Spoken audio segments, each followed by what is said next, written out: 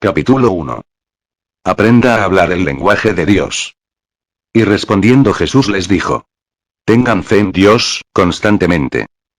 En realidad les digo que cualquiera que le diga a esta montaña: quítate de ahí y arrójate al mar, y no dude en su corazón, creyendo que lo que dice ocurrirá, será así. Marcos 11, 22, 23. ¿Tiene problemas?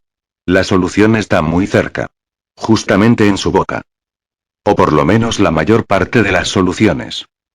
No creo que alguien pueda vivir una vida victoriosa sin estar bien informado en cuanto al poder de las palabras. Generalmente cuando tenemos montañas en nuestra vida, hablamos acerca de ellas, pero la palabra de Dios nos instruye que les hablemos a esas montañas, tal como lo hizo Jesús según lo podemos ver en este pasaje de la Escritura. ¿Habla usted de sus montañas, o les habla a ellas? Cuando Jesús dijo que le debemos hablar, por fe, a nuestras montañas, ordenándoles que se quiten y se arrojen al mar, hizo una declaración tan radical que vale la pena estudiarla. En primer lugar, ¿qué le decimos a las montañas de nuestras vidas? Es obvio que no les pronunciamos nuestra voluntad o deseo, sino la voluntad de Dios, y su palabra es su voluntad. Lucas 4 nos dice que cuando Jesús fue tentado por Satanás en el desierto respondió a cada tentación con la palabra de Dios. Repetidamente dijo: escrito está, y citó las escrituras que contrarrestaban las mentiras y el engaño del diablo. Nosotros tendemos a probar haciendo lo mismo durante cierto tiempo, y si no vemos resultados rápidos, cesamos de hablarle la palabra de Dios a nuestros problemas y comenzamos otra vez a hablar de lo que sentimos, lo cual, probablemente, es lo que de nuevo nos mete en problemas. Alguien que procura partir una roca tendrá que golpearla con la herramienta 99 veces, y quizá aún no tenga ninguna evidencia de que se va a partir. Y luego, al golpe número 100, la roca se partirá en dos. Cada golpe la debilitó, aunque aparentemente no hubo signos visibles que lo indicaran. La persistencia es vital para lograr la victoria. Debemos establecer qué es lo que creemos y aferrarnos a ello hasta ver resultados. La obediencia y el perdón son tan importantes como la fe y la persistencia. Por eso les digo que cualquier cosa que pidan en oración, crean, tengan la confianza y la certeza, que se les ha concedido, y la recibirán. Y cuando estén orando, si tienen algo en contra de alguien, perdónenlo, consideren el asunto cancelado, para que también su Padre que está en los cielos les perdone sus faltas y las considere canceladas. Porque si ustedes no perdonan, su Padre que está en los cielos tampoco los perdonará. Marcos 11, 24, 26. Para estar seguros de que somos equilibrados en relación con esta enseñanza, permítame decir que hablar la palabra de Dios conlleva el poder que es absolutamente necesario para lograr la victoria. Sin embargo, esta no es la única doctrina en la palabra de Dios. Por ejemplo, la obediencia es igualmente importante. Si alguna persona piensa que puede vivir en desobediencia y aún así hablar la palabra de Dios a las montañas y obtener resultados, tristemente se verá frustrada, tal como lo señaló Jesús en este pasaje. Lo expresado en Marcos 11, 22-26 debe ser considerado como un todo. En el versículo 22 Jesús enfatizó que constantemente debemos tener fe en Dios. En el versículo 23 habló de liberar la fe hablándole a las montañas. En el 24 mencionó la oración y la importancia de orar creyendo. En el verso 25 dio el mandamiento de perdonar. En el 26 declara categóricamente que si nosotros no perdonamos las fallas ajenas, nuestro Padre Celestial tampoco perdonará nuestras faltas y defectos. No hay poder y es inútil hablarle a una montaña si en nuestro corazón no perdonamos, lo cual es un problema generalizado entre los hijos e hijas de Dios. Muchas personas que han aceptado a Cristo como su Salvador personal se engañan, pues tratan de aplicar uno de los principios de Dios, pero ignorando por completo los demás. La obediencia es el tema central de la Biblia. Pero para muchos de nosotros la vida es un lío debido a la desobediencia. Esta puede ser el resultado de la ignorancia o la rebeldía, pero el único camino para librarnos de ella es el arrepentimiento y regresar a la sumisión y obediencia a Dios. No pase por alto los sí condicionales y los pero en la palabra de Dios. Si oyeres atentamente la voz del Señor tu Dios, y tuvieres cuidado de guardar todos los mandamientos que yo te doy en el día de hoy. El Señor tu Dios te exaltará sobre todas las naciones de la tierra. Y todas estas bendiciones vendrán sobre ti y te harán amén, si escuchas la voz del Señor tu Dios. Deuteronomio 28, 1, 2. Observe por favor los sí condicionales de este pasaje. Frecuentemente decidimos ignorar los sí y los pero que se encuentran en la Biblia. Considere por ejemplo 1 de Corintios 1, 9, 10. Fiel es Dios, confiable, digno de confiar en sus promesas y de depender de Él. Por Él fueron ustedes llamados a la comunión y participación con su Hijo Jesucristo, nuestro Señor.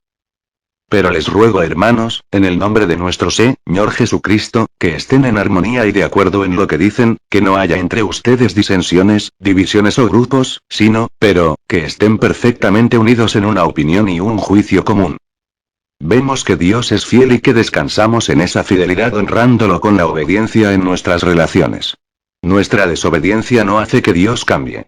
Si desobedecemos Él sigue siendo fiel, pero nuestra obediencia abre la puerta de su bendición ya existente, debido a que su bondad fluye sobre nosotros. Este libro constituiría una tragedia, en mi opinión, si yo enseñara que usted y yo podemos tener lo que decimos, sin dejar en claro que lo que decimos debe estar de acuerdo con la palabra de Dios y con su voluntad.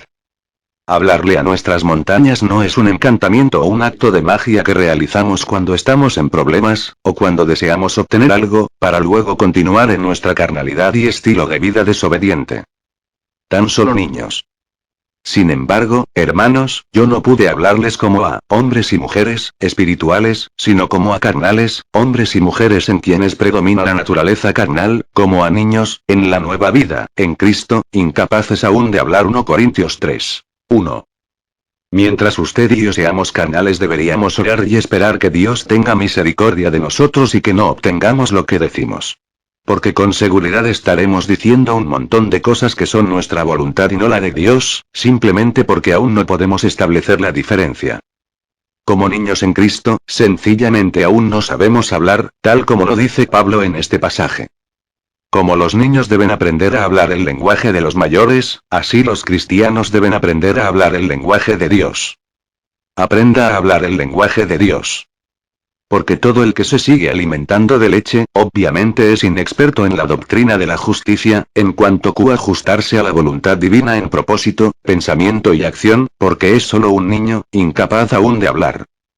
Pero el alimento sólido es para los maduros, para quienes tienen sus sentidos y facultades mentales ejercitados, por la práctica, para discernir y distinguir entre lo que es moralmente bueno u noble, y lo que es perverso y contrario tanto a las leyes humanas como a las divinas, Hebreos 5, 13, 14. Necesitarnos tiempo para aprender la palabra de Dios y para conocer su corazón. Aunque muchas cosas están claramente definidas en la palabra, y obviamente su voluntad se expresa en ella, hay otras sobre las cuales debemos decidir, porque no están definidas en blanco y negro. Por eso necesitamos conocer su corazón y ser guiados por su espíritu. La Biblia no nos dice qué tipo de automóvil comprar, o cuándo vender nuestra casa vieja y adquirir una nueva, o para cuál empresa trabajar. Si, por ejemplo, trabajamos para una compañía y deseamos un ascenso o promoción en el cargo, ese deseo puede ser la voluntad de Dios para nosotros, pero también podría ser codicia. ¿Cómo podemos saber la diferencia? El tiempo nos da la respuesta.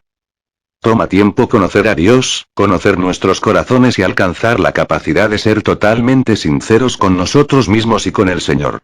Toma tiempo conocer nuestras motivaciones internas y determinar si ellas son puras o no. Si es tu voluntad. Ustedes no tienen, porque no piden. O, piden a Dios, algo, y no reciben, porque piden con un propósito erróneo y perverso, con motivaciones egoístas.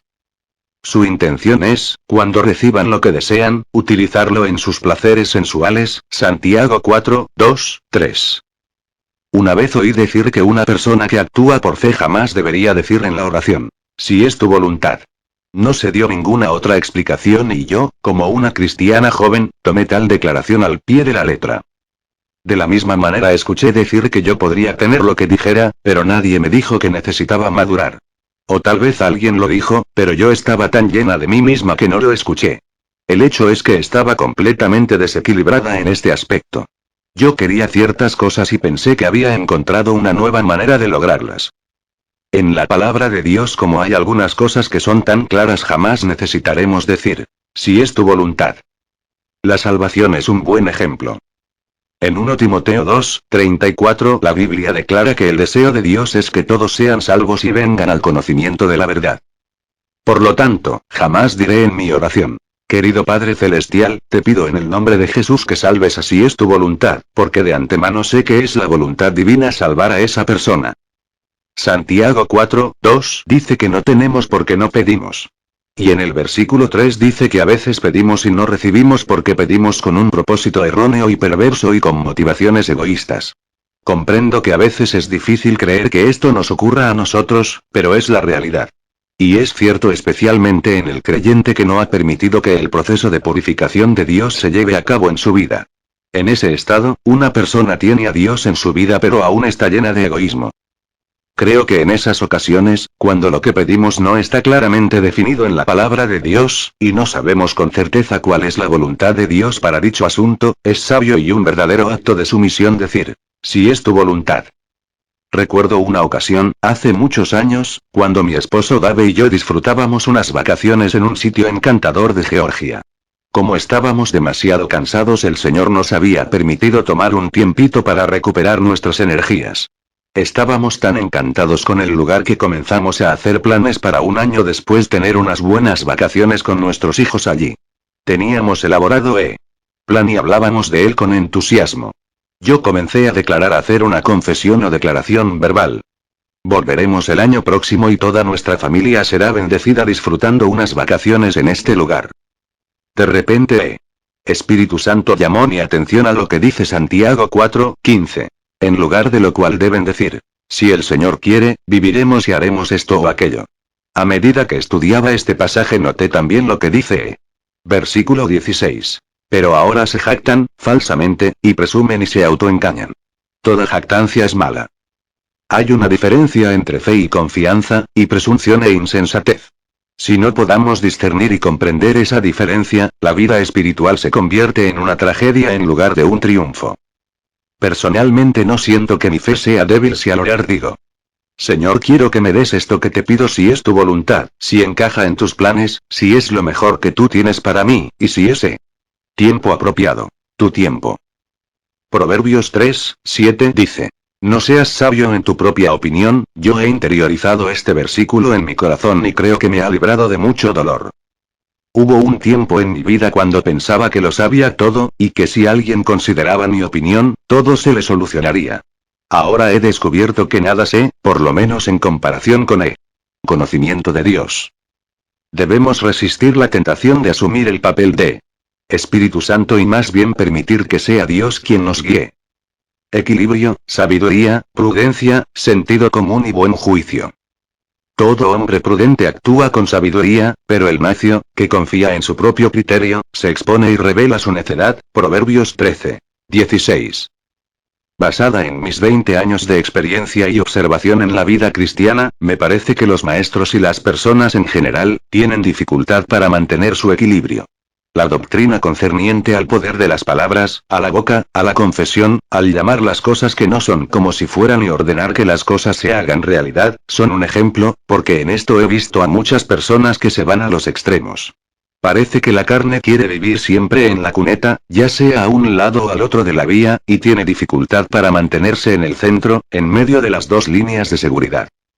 Sean equilibrados, moderados, mentalmente sobrios, manténganse vigilantes y sean cautelosos en todo momento, porque su adversario el diablo, como león rugiente, hambriento y feroz, anda entre ustedes buscando a quien atrapar y devorar. 1 Pedro 5:8.